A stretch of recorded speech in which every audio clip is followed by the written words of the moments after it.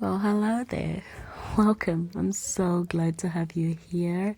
I cannot believe that we are slowly growing and there's a bigger number growing behind just to be here and talk about God. I am so honored and I feel so blessed. So remember in my previous videos I spoke about how I find time to talk to God in the small pockets of my day, the little spaces that are available to me. But maybe you're wondering, if that is really enough, how do you stay close to God when life is always moving? When you're busy, when you're with the children, when you're working and constantly pouring out, how do you remain connected? Well, I'll tell you something, I used to wonder the same thing. Sometimes I only have a short amount of time to even clean, to reset the house, to prepare things, and maybe try to step away for a quiet moment with God. Even then, it never feels like it's enough. There are days when I reach the end of the day and I feel like I did not spend time with God at all. But something shifted in me. I began to ask myself a different question. What if God was never asking me to live my life in order to find Him? The truth is that God is never left. He's present always in everything that we do, in the little things that we do every day, in the mundane. So why do we feel like we have to go somewhere else to meet Him?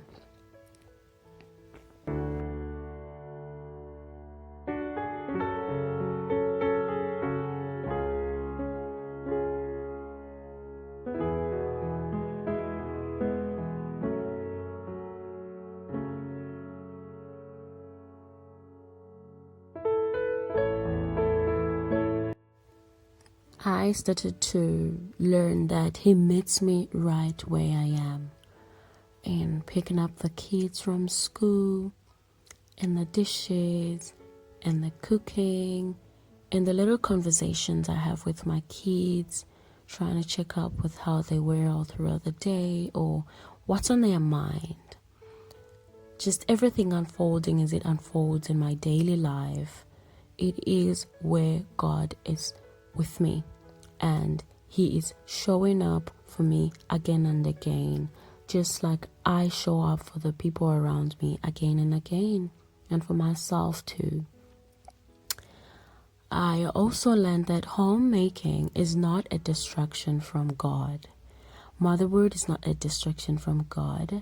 A busy life is not something that separates you from Him. It can actually become the place where you experience Him the most. For instance, you're trying new things like I was here in the kitchen.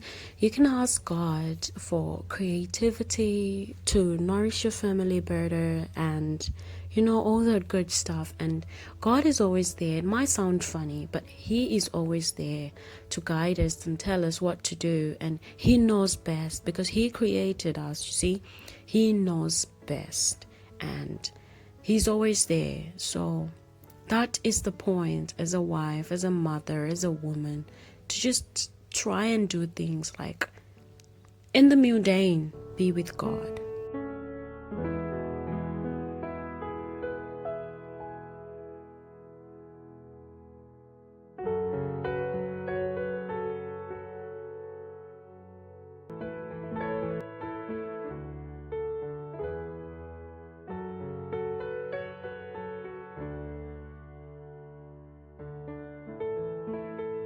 So there are simple few ways I have learned to stay connected to God in the middle of my everyday busy life. These are not complicated, and these are the things that you can repeat daily without pressure. It's our normal everyday life living. So there is no way you cannot escape or you cannot not do this. Firstly, I invite God into what I'm already doing. For example, the first thing that all of us do is to wake up and go to the bathroom and brush our teeth. As I'm brushing my teeth, I'm telling God, Dear Father, brush away the things that make me separated from you or go far away from you. Brush them away. Dear God, brush the sins that have made me to drift away from you, or simple little things that I idolize, like my family, the things that I have, my phones, or anything. It can actually become the place where you experience Him the most. Like I mentioned, and these are not complicated, and these are the things that are so easy. It's how you live, it's how you go. So I simply ask Him to be with me, to talk to Him when I'm cooking, when I'm cleaning, when I'm moving throughout my day, and it becomes a continuous conversation rather than a scheduled moment. The second thing, pretty much similar to the first thing, I turn my tasks into prayers. When I'm washing the dishes, I quietly ask God to cleanse my heart too. Create a clean heart in me, Lord. When I'm making the bed, I ask Him to bring order into my life. For our God is a God of order. Look at Genesis 1. He created everything orderly. When I am feeding my family, I thank Him for His provision. He has never ever failed us. Look at the parable where Jesus fed thousands with only 2 fish and 5 loaves of bread. So these small prayers, repeated daily, they begin to build something deep within me. And I try to pray these prayers so simply and attaching them to the things that I know happen in the Bible. And it always works for me. And the third thing, I let go of perfection. There are days when my entire prayer is simply asking God for help. Some days it is just a quiet prayer, like, Lord, please help me. Sometimes it is just when I get into my car and I'm driving for so long and I just tell God, please take the wheel. And I've come to understand that this is enough. God does not require perfection. He responds to sincerity. There are seasons and times where we can pray, hitting the walls, falling on the ground, doing all the things that the theatrics that we can do. But then there are times that require us to just be sincere and put a quiet prayer. And it works. Let go of the perfections. And if I can't quote a Bible verse as like verbatim as it is in the Bible, I just refer to it like, Lord, as I walk through the valley of the shadow of death, I shall fear no evil. I shall go into this thing and I shall face it, knowing that you are there for me. I might not be able to really know where this verse is in Psalms 23, but I know it is there and I'm praying with it so simply. And like I said, He responds to sincerity, and it is so blissful.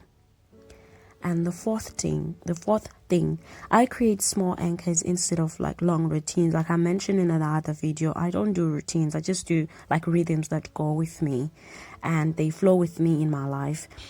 This can look like soft worship music playing in the background, a verse placed somewhere visible in my home, like on the door or on the mirror, the places where I know I will see and look at. Or it can be a quiet prayer whispered in my heart as I go about my day. I don't even have to say it out sometimes. And these small anchors keep me aware of God's presence without adding pressure. See, I used to feel like I was failing spiritually because I did not have long, perfect, quiet moments in this season of my life. But God showed me gently that He was already present in the life I was living. Here, I'm mostly speaking to the woman that is far away from home and doesn't have like their normal routine like they used to back home and go to church and all that things. So if you are busy and in a season where your days feel repetitive or unseen, And know this, God is not waiting for you somewhere else. He's already in your kitchen, in your hands, in your ordinary moments. And do not feel like you're not doing enough. You're already carrying so much. You've been trusted with your life, your home, your responsibility, your relationships. There's purpose even in the smallest things you do. And as women, we carry something powerful within us. We multiply, and when we take what seems to be small and turn it into something meaningful. So even in the ordinary moments, we are building, we're growing, we're becoming, and through it all, God is right there with us, and even in the ordinary.